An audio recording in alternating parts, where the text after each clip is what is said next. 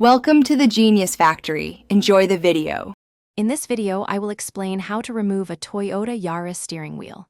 First, prioritize safety by disconnecting the negative battery terminal. This crucial step prevents any accidental airbag deployment while you work. Next, make sure your front wheels are perfectly straight and the steering column is locked. Finally, gather all your necessary tools, including a Torx bit set and a steering wheel puller, to ensure a smooth process. With safety measures in place, it's time to address the airbag module. You'll find 2 or 3 small access holes, typically on the sides or back of the steering wheel.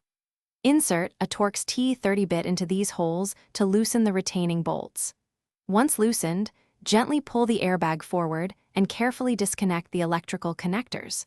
Remember to handle the airbag with care throughout this step. Now, let's get to the steering wheel itself.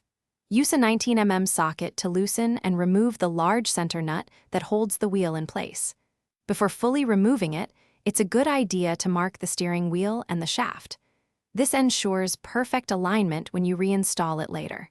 Finally, attach your steering wheel puller and carefully extract the wheel from the column.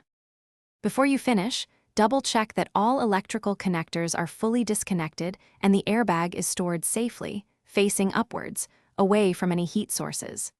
Reassembly is essentially the reverse of these steps, ensuring all components are securely fastened. And hey, while you're working hard, remember to stay hydrated. Check the description below for a link to the Owala water bottle and other great deals.